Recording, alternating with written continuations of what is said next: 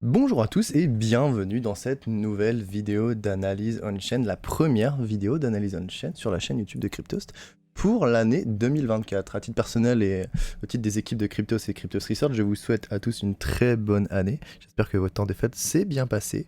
Et après un petit temps de vacances, on se retrouve aujourd'hui pour, comme à notre habitude, observer le comportement des marchés du Bitcoin et certainement d'autres crypto-monnaies. Mais aujourd'hui, on va surtout s'intéresser à Bitcoin et notamment à la manière dont les marchés ont réagi suite à l'approbation des ETF par la SEC aux États-Unis.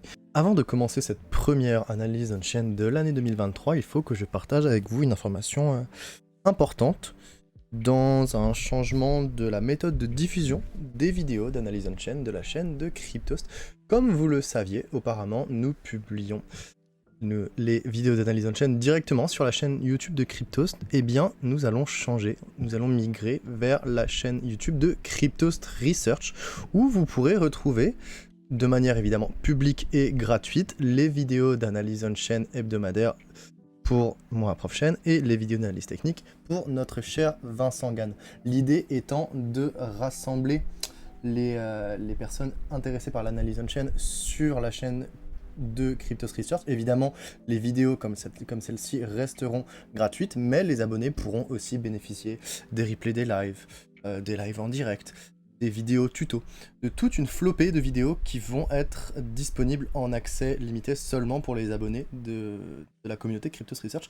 Mais ne vous en faites pas, ces vidéos resteront des vidéos publiques et gratuites. Pour ceux qui ne connaîtraient pas Cryptos Research et qui seraient nouveaux dans le milieu, Cryptos Research est un service qui vous permet d'avoir la meilleure information au meilleur moment. C'est un groupe d'experts, une communauté d'intéressés par les crypto-monnaies qui propose des rapports crypto hebdomadaires, des vidéos quotidiennes sur l'analyse on-chain, notamment avec Vincent Gann. On fait aussi beaucoup d'analyses fondamentales sur énormément de projets, de l'analyse on-chain, c'est mon boulot, des mises en pratique avec du montage de nœuds, des airdrops, évidemment tout ça dans une communauté privée avec énormément d'interactions et un hébergement souverain de nos données. Au-delà même de Discord, on arrive à faire mieux que ça.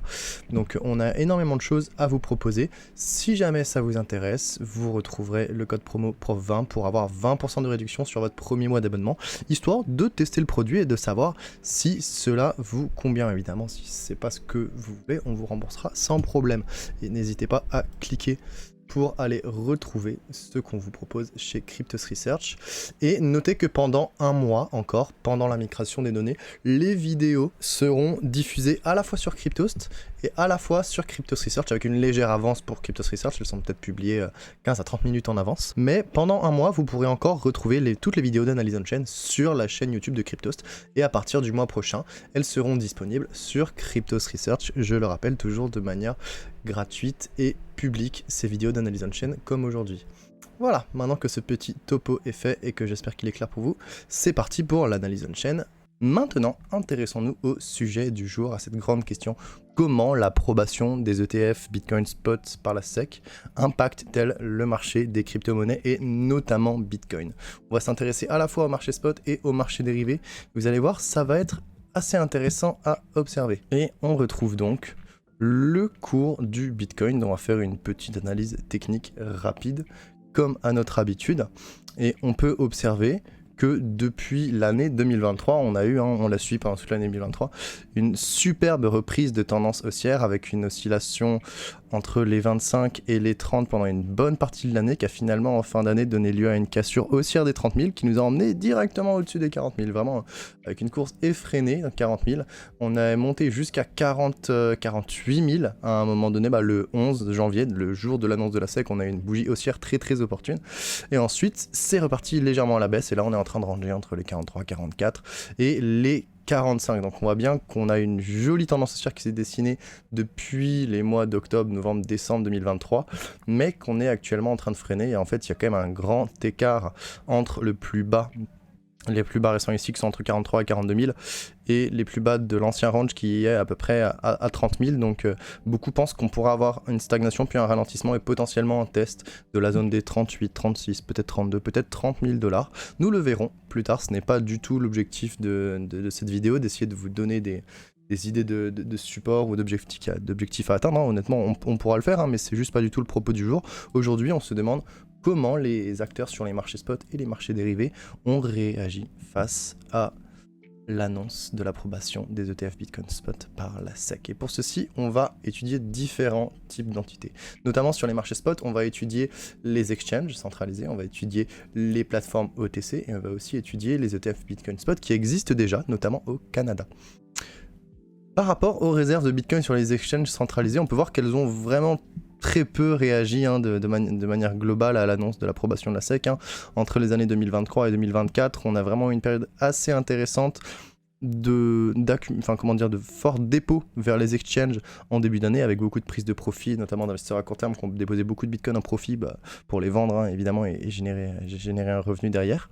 Alors que pendant le range de la moitié, voire jusqu'à la fin de l'année, on a vraiment une phase d'accumulation où il y a eu beaucoup plus de Bitcoin qui sont sortis des exchanges en règle générale. Là, on est passé d'à peu près 2,45 millions à 2,34 millions, donc à peu près 10 000, 100 000 Bitcoin, non, plutôt 10 000, non, 100 000, excusez-moi, 100 000 Bitcoins qui ont été retirés des exchanges en l'espace de, entre mai et octobre, donc en l'espace de 5 mois, quelque chose comme ça.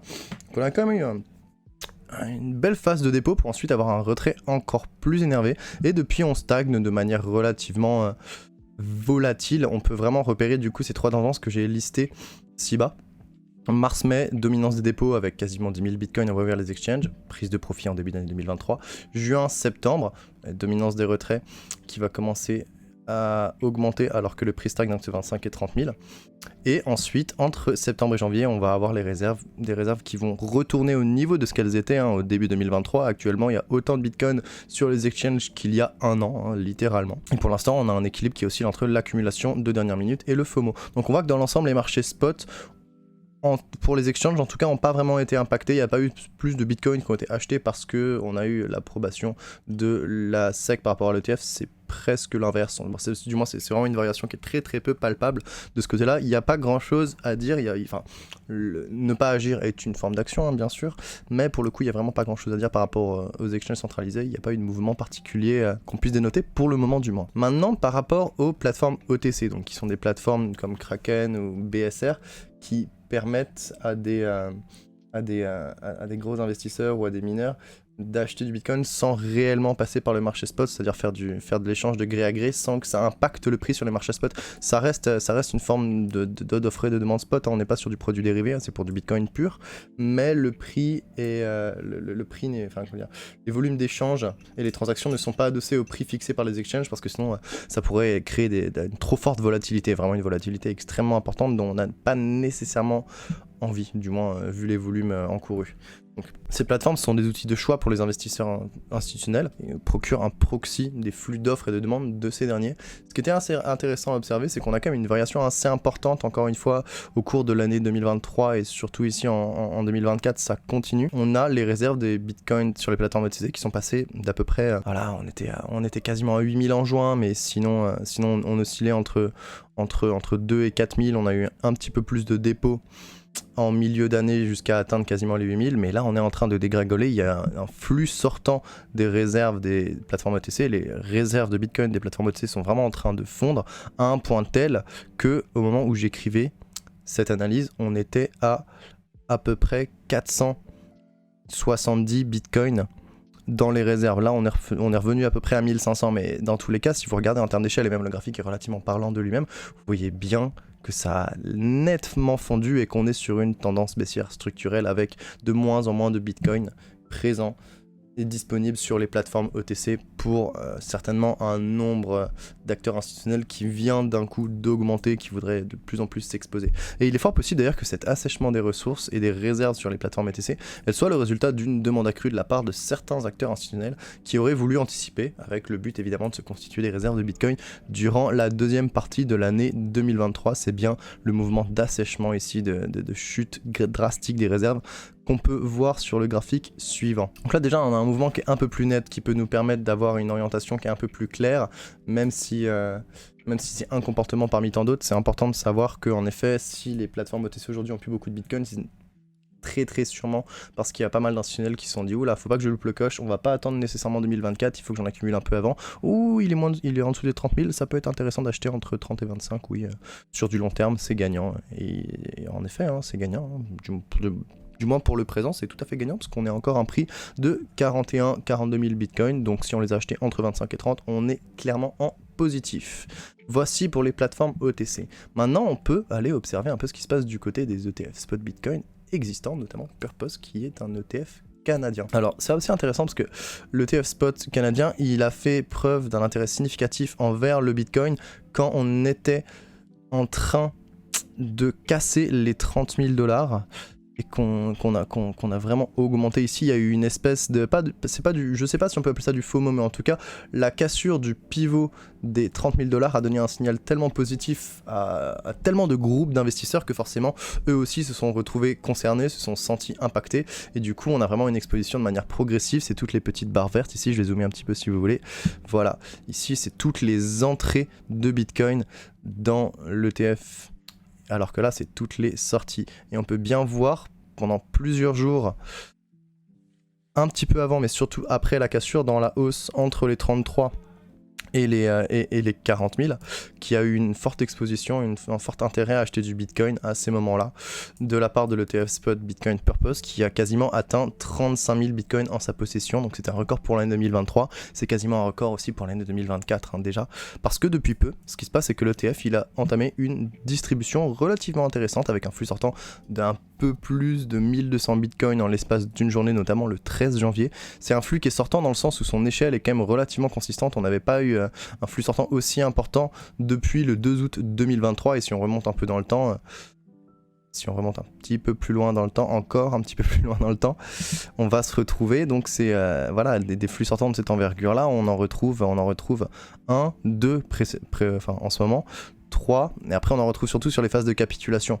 Donc en réalité, pour ce qui nous concerne, pour l'actualité récente, c'est un flux qui est quand même d'une échelle assez importante, et d'ailleurs ça continue en ce moment, hein.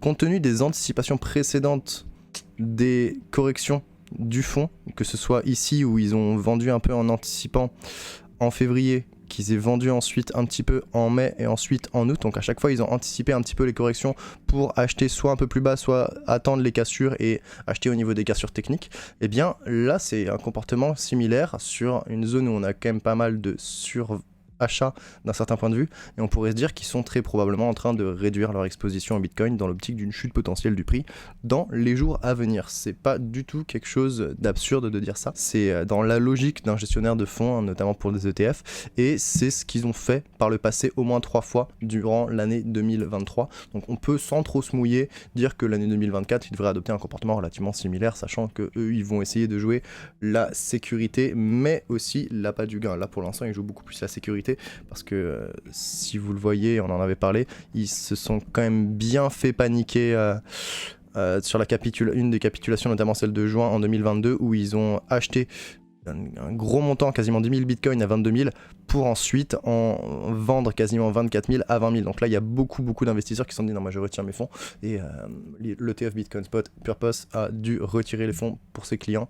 Et donc on n'est pas du tout, on voyait vraiment un comportement un petit peu immature, avec un peu d'opportunisme pendant le bear market. Clairement c'était pas la bonne période pour acheter alors que le couteau était en train de tomber, alors que depuis un an là on a un comportement qui est un peu plus mature, qui est un peu plus stratégique, et qui du coup peut nous permettre un peu à nous aussi d'anticiper si on sent qu'ils anticipent. Donc à suivre, ça va être intéressant de voir ce qui va se passer durant les prochains jours. Donc ça c'est pour les marchés spot. On n'a pas beaucoup de mouvements sur les exchanges centralisés, on a une chute très importante des réserves des plateformes ETC, et on a l'ETF préexistant, l'ETF canadien Purpose, qui lui est en train de rentrer dans une phase un peu de limitation de son exposition Bitcoin, potentiellement en se préparant à une chute. Ça c'est important. Maintenant, ça fait pas tout, parce qu'il y a aussi les exchanges dérivés, enfin pas les exchanges dérivés, pardon, les marchés dérivés. Et pour s'intéresser aux marchés dérivés, j'ai besoin d'un graphique qui n'est pas disponible sur Glassnode, donc on va sauter vers l'article écrit que je vous invite évidemment à aller lire, hein. Il vous prendra à tout casser 6 minutes de lecture. Vous pouvez même l'écouter si vous en avez envie, hein, vraiment, il n'y a pas de souci. Et là, je vais pouvoir retracer tous les écrits, il y a les annotations sur les graphiques, bien sûr. Donc, vous connaissez le principe, la vidéo c'est bien, le lire et l'écouter c'est encore mieux, ça permet de bien absorber l'information. Et ce qui nous intéresse notamment ici en termes d'information, c'est que justement le 11 janvier, donc le jour où les ETF Bitcoin Spot, ils ont été comment dire, lancés notamment sur le Nasdaq et le New York Stock Exchange, eh bien on a eu beaucoup de volumes qui ont été échangés à travers ces ETF, notamment le VanEck Bitcoin Strategy ETF, XBTF, le Valkyrie Bitcoin Strategy, BTF, mais surtout le ProShare Bitcoin Strategy, le BITO, parce qu'on voit bien ici, les volumes sont dominés par la couleur bleu foncé, le BITO. Ce qu'on observait durant toute la fin de l'année 2023, notamment depuis décembre 2023, c'était une hausse graduelle des volumes d'échanges pour les contrats à terme sur les ETF Bitcoin. Donc on voyait bien qu'on avait un intérêt quand on commençait déjà à parler de la SEC, les approbations, donc il commençait à avoir de la spéculation et de l'intérêt. Et ça se voit vraiment, c'est clair et net. Sauf que là, on a vraiment dépassé un record, un nouvel ATH, un très fort engouement qui s'est emparé des marchés à terme des ETF parce que les volumes, ils sont passés d'à peu près 500 millions de dollars par jour en décembre à près de 2 milliards en 24 heures, juste pour la journée du 11 janvier. Là, j'ai marqué 10, mais vous en faites pas, c'est bien 11 janvier. Donc ça, c'est assez important à observer. On voit bien que sur les marchés spot, il ne s'est pas nécessairement passé grand-chose. Ici, on a des volumes sur les marchés dérivés des ETF qui sont hyper importants, notamment pour le BITO. Ça, c'est pour les ETF futures, mais l'approbation, elle concernait les ETF spot. Et c'est ça qui est intéressant aussi, c'est que en à peine 2 jours, la part de marché des ETF Bitcoin spot face aux ETF Bitcoin futures, donc rose futures, bleu foncé spot, eh bien elle est passée de 0, évidemment il n'y en avait pas, à 75%. Donc là, le signal il est clair, hein. De nouveaux produits financiers sont arrivés sur le secteur des ETF crypto. Ils dominent clairement le marché. Une nouvelle ère vient de s'installer. Le pont entre la finance tradi et le marché des crypto-monnaies il est plus fort que jamais. Et maintenant, les ETF, c'est en majorité des ETF spot. Ce qui veut dire qu'il va avoir beaucoup plus d'influence sur l'offre et la demande spot à cause ou grâce, comme vous voulez, à ces ETF. C'est assez important de le noter, de voir que le volume des ETF Bitcoin Spot, alors qu'on a des ETF futurs qui sont là déjà depuis 1 ou 2 ans, hein, et qui brassent de l'argent, hein, eh bien non, les parts de marché des ETF Spot, elles représentent déjà 3/4 du total. Donc ça veut dire qu'ils étaient 3 fois plus gros, rien que ça. Donc c'est quand même costaud et ça méritait d'être mentionné. Et enfin, pour finir sur les marchés dérivés, on peut s'intéresser du coup à la spéculation hors ETF, donc aux marchés dérivés qui sont hors ETF, donc par exemple les contrats à terme, donc les futures sur Bitcoin, et notamment l'intérêt ouvert total sur les contrats à terme. Ne faites pas attention à cette petite description, j'ai oublié de la modifier, mais en gros c'est le nombre de positions ouvertes, longues et short comprises, nombre de volumes ouverts sur les contrats à terme de Bitcoin. Et ce qui est intéressant à observer ici, ce qui est un peu curieux même en fait, c'est que l'activité spéculative sur les marchés dérivés, elle reste particulièrement calme en ce début d'année, il se passe pas grand chose, hein. On a un intérêt ouvert total qui stagne aux alentours d'à peu près 390 000 bitcoins, oui c'est bien ça, à peu près 390 000 bitcoins, là on a 370 mais c'est très similaire, et on n'est toujours pas revenu de manière significative dans une forme d'enthousiasme réellement visible, alors qu'on voyait bien en fin d'année 2022, pendant l'année 2022, on a vraiment eu une hausse de la spéculation sur les marchés dérivés, menée à la fois par FTX mais aussi par Binance, qu'on peut voir ici en rose, vraiment une hausse de la spéculation, mais à mesure que le prix baissait, il y avait de plus en plus de spéculation sur les marchés dérivés, et juste avant la faillite de FTX, on a eu une purge qui a commencé. Et à partir de là, vraiment, on est redescendu. En vrai, on était à quelque chose comme un peu plus de 670 000 bitcoins d'intérêt ouvert total en octobre 2022, et on est redescendu à peu près 350 000. Donc ça a quand même été une purge très violente, et en même temps elle était liée à un événement très violent qui était du coup la faillite de FTX, avec beaucoup de personnes qui ont été lésées, des milliards et des milliards qui se sont envolés, donc c'était assez important comme dynamique. Mais on voit bien que pour l'instant il n'y a pas plus de positions qui sont ouvertes que ça, les volumes ils sont pas là, mais je les ai regardés et je vous assure que les volumes sont pas plus grands que d'habitude, on n'a pas plus d'échanges sur les contrats à terme Bitcoin hors ETF, donc l'intérêt total il a juste pas bougé, il n'y a pas énormément de spéculation pour l'instant, il semble que l'appétence pour les risques sur le marché dérivé il n'est pas toujours de retour de manière significative, clairement c'est pas ce qui est le plus intéressant encore en ce moment. Peut-être qu'il faut encore attendre une phase de confirmation du prix, ou peut-être que les volumes vont rester comme ça pendant un bon moment, c'est pas à moi de vous le dire. Par contre, ce qui est intéressant à noter, c'est que l'intérêt ouvert total il provient à quasiment 75% de Binance en rose et du Chicago Mercantile Exchange, le CME. Et ces deux entités, maintenant, c'est des entités qui sont contrôlées par les États-Unis. Et oui, souvenez-vous-en, Binance n'est pas seulement Binance US, mais Binance sont maintenant des entités qui sont détenues et contrôlées par le gouvernement des États-Unis. Et donc, on a les ETF Bitcoin Spot aux États-Unis qui représentent 75% et plus des parts de marché pour tous les marchés dérivés en ce qui concerne Bitcoin et les ETF.